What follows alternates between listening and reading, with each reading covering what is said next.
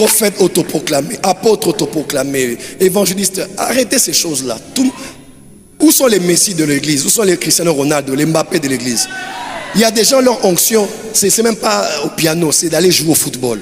Tu nous ramènes quelques milliards ici pour en construire des extensions qu'on veut lancer. Écoutez-moi, dans le domaine de la prophétie, il y a 3 types de prophéties. Croquis. Il y a des prophéties qu'on appelle les prophéties dans la dimension de Dieu. Dis avec moi les prophéties dans la dimension de Dieu.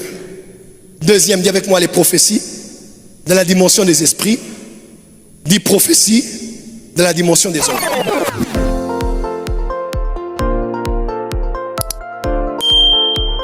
Il y a des gens qui ont quitté l'église juste pour rien. Quand l'esprit de celui qui domine se lève contre toi, ne quitte pas ta place. Ne quitte pas ta place. La prophétie a un temps. La prophétie aussi a un lieu. Ce lieu, ça peut être un emplacement géographique. L'homme de Dieu donne son témoignage ici avec son épouse, Canada, partout où ils étaient. Dieu a dit, rentrez au pays. Que ça soit bien, qu'il y ait de carburant ou pas, groupe électrogène qui pète ou pas, qu'il y ait le transport ou pas, on est là. Dis à ton voisin, on est là. Même si Bethléem ne produit plus de pain, la maison du pain finira par produire le pain. On est là. Dis à ton voisin, on est là. Makabra de Savala Kayamaza. On est là. On ne bouge pas. Parce qu'il y a aussi une terre de l'accomplissement de la prophétie. Cette terre peut être ton église, peut être ton entreprise, peut être ton mariage, peut être là où tu es. Ça peut ne pas être bien de temps à autre, ça arrive. Mais il faut rester là. Mais être là, c'est aussi par rapport à la fonction. Vous savez, on nous raconte par exemple l'histoire d'un prophète célèbre qu'on appelait William Marion Branham. Un prophète puissant, peut-être le prééminent de notre génération. Parole de connaissance, en détaillé. Mais il est dû par les spécialistes d'histoire de l'église. Ils ont dit, son problème c'était qu'à la fin, il a voulu commencer à enseigner. Alors qu'il était appelé prophète pour opérer. Là où Dieu a élevé Oral Roberts pour opérer dans la guérison divine par l'évangélisation. Lui était dans la guérison divine mais par le prophétique. Il pouvait prier pour des gens qui guérissaient de manière incroyable. Un moment, le diable a tout fait et le diable a séparé de celui qu'on appelait Gordon Lindsay. C'était un puissant homme de Dieu. Quand ils se sont séparés, c'était lui qui organisait son ministère. Maintenant, lui, il est allé commencer le ministère de Voice of Revival, of Healing, avec les Alonzo Allen et tous les autres ministres, Jack Coe et tous les ministres de la guérison divine. Il s'est séparé de quelqu'un qui complétait, parce que Gordon enseignait. Lui, il n'enseignait pas. Au moment où il a voulu commencer à faire ce à quoi il n'était pas appelé, il y a eu beaucoup d'hérésies, beaucoup de messages, des prophéties, des enseignements catastrophiques.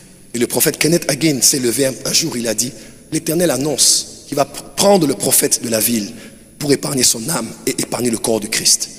Et quelque temps après, vers la fin de l'année, William Marion Branham a connu un accident et il est mort. Il faut faire attention. Il faut rester dans ton appel. Tu n'es pas pasteur, ne t'improvises pas pasteur. Tout le monde n'est pas appelé à être dans les 5 ministères.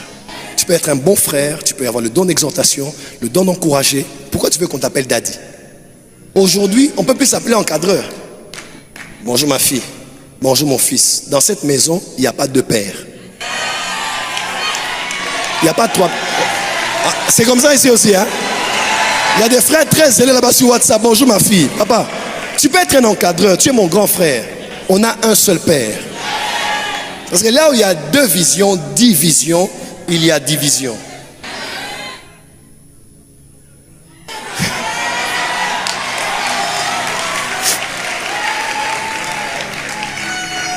Prophète autoproclamé, apôtre autoproclamé, évangéliste, arrêtez ces choses-là.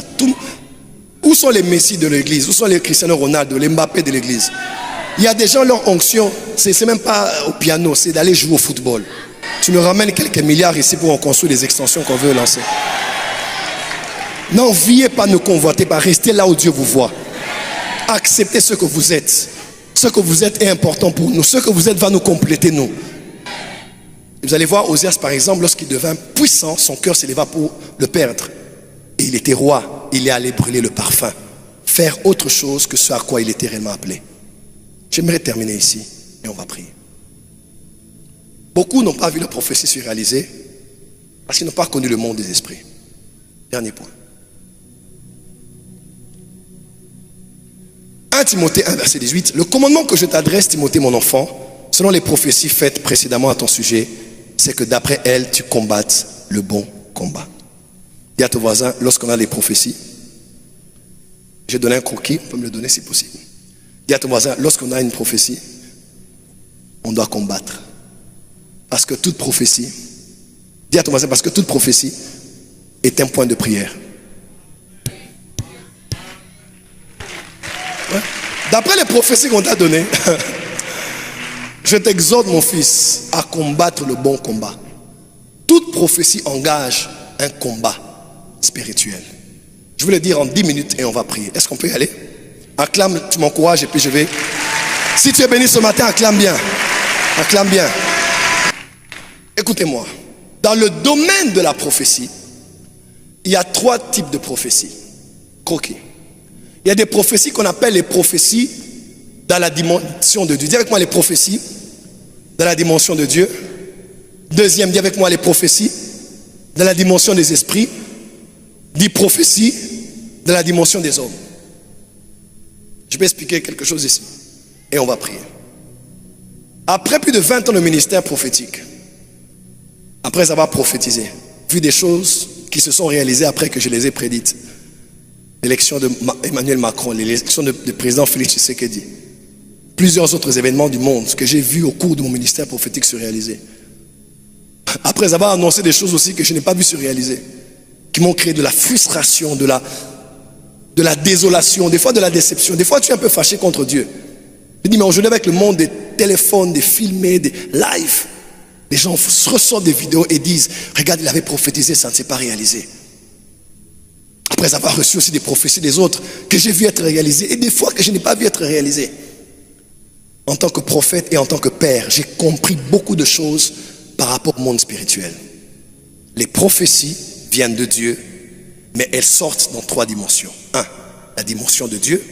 2, la dimension des esprits. Et 3, la dimension des hommes. Dis avec moi, dimension de Dieu, dimension des esprits et dimension des hommes. Dis très fort, dis dimension de Dieu, dimension des esprits et dimension des hommes. La plupart des prophéties ne se réalisent pas parce que beaucoup de chrétiens ne connaissent pas le monde spirituel. Écoutez-moi très bien. Les prophéties à la dimension de Dieu sont généralement les prophéties eschatologiques. C'est-à-dire, il y a des choses qui sont écrites, que tu le veuilles ou pas, elles vont s'accomplir parce qu'elles sont de la dimension de Dieu. J'ai vu quelqu'un dire, prophète Joël, si c'est Satan qui nous pousse à pécher autant, on va prier pour que Satan se convertisse. Allez, priez, Seigneur, touche Satan. Seigneur, tu l'aimes. Seigneur, tu l'avais créé. Seigneur, tu connais son cœur. Touche, Jézabel. Touche, mon pandémium. Touche, Jésus. Comme ça, s'il est converti, tout est résolu. Lorsque Jésus reviendra, il viendra avec les saints. Il détruira l'antéchrist par le souffle de son avènement de Thessaloniciens. Un ange anonyme viendra et saisira le dragon, le Satan, et il va le mettre dans une prison pendant 1000 ans. Que tu pries ou que tu ne pries pas, que tu croies ou que tu ne croies pas, c'est une prophétie dans la dimension de Dieu. Elle ne peut changer. Elle peut être retardée, comme Jésus parlait, de sauver, de gagner les âmes, tout ça. Il y a beaucoup de choses qui font en sorte même que Jésus ne vienne pas directement, parce qu'il y a des choses qui doivent prendre place. Des fois, nous retardons. C'est pour ça qu'il faut qu'on évangélise, qu'on gagne les âmes, que l'église soit mûre, que tu croisses, que tu croisses. Parce que l'église qui se présentera à Jésus sera une église lavée, purifiée par l'eau de la parole, sainte, irréprochable, sans tache, ni rien de semblable. Il y a un perfect. Voilà pourquoi les apôtres et les prophètes se mettent ensemble, parce que Dieu accélère son agenda. Il faut qu'on soit ensemble pour parfaire l'église, pour perfectionner les saints. C'est pour ça qu'on est ici, que je suis même ici ce matin. Comme vous voyez, ça dit que Jésus est en train de revenir. Dis amen très fort. Mais ces prophéties à la dimension de Dieu sont généralement des prophéties qui sont inchangeables. Parce que c'est des prophéties qu'on a libérées, mais qui sont de la dimension de Dieu. Deuxièmement, les prophéties à la dimension des esprits sont à plus de 50%, je le crois, les prophéties que nous recevons généralement. Les prophéties qu'on reçoit généralement sont généralement des prophéties qu'on reçoit à la dimension des esprits.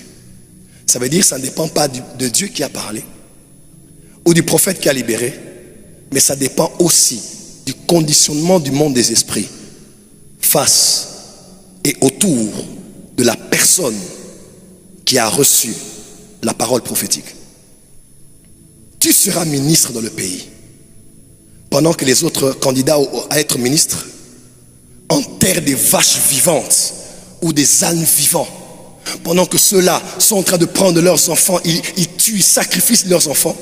Toi à qui on a dit que tu seras ministre dans le prochain gouvernement, tu es dans les boîtes, tu es avec les femmes et tu joues avec les choses de Dieu. Dans le monde spirituel, tu ne pèses pas. Et quand le chef doit commencer à nommer, il y a le nom de certains qui retentissent à ses oreilles parce qu'ils ont fait des pratiques et des rituels. Ils ont orienté le monde spirituel en leur faveur. Et quelqu'un à qui une prophétie a été donnée, puisqu'elle n'a pas combattu le bon combat, elle a joué avec la vie, avec la consécration, avec l'œuvre de Dieu.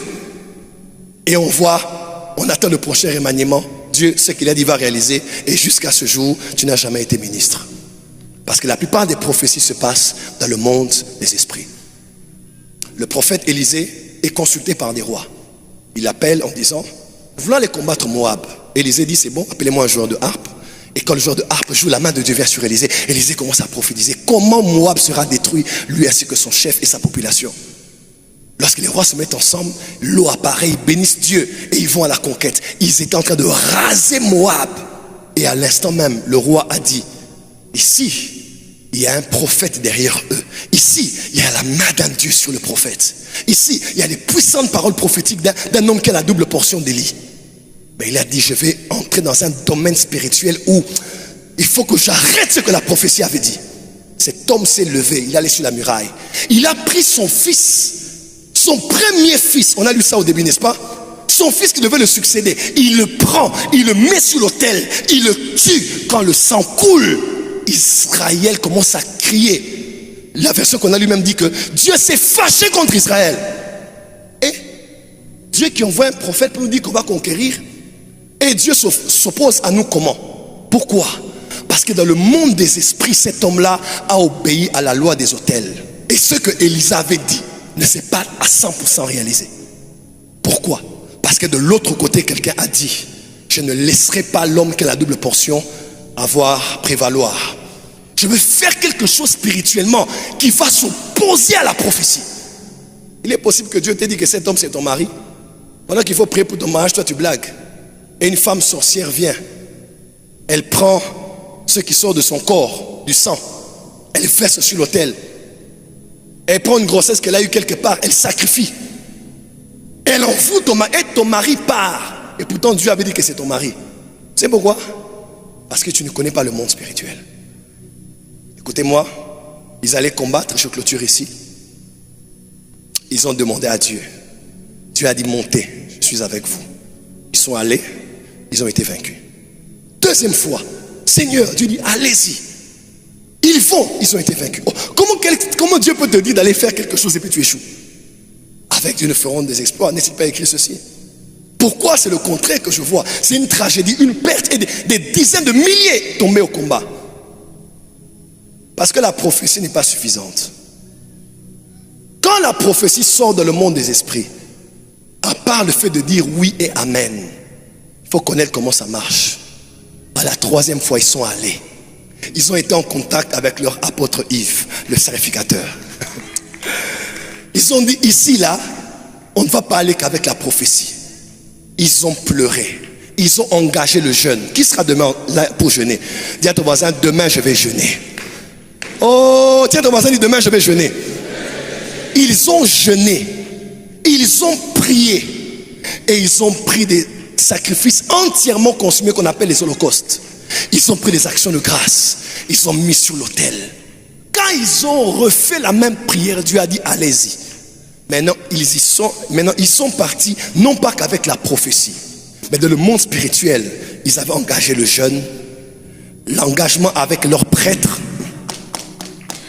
l'engagement avec l'holocauste, l'engagement avec les actions de grâce. Frère, tu peux être déçu par notre passage ici en disant, mais on a prophétisé, ça c'est pas accompli. C'est pas la prophétie. C'est parce qu'au-delà de la prophétie, il faut combattre pour ta prophétie.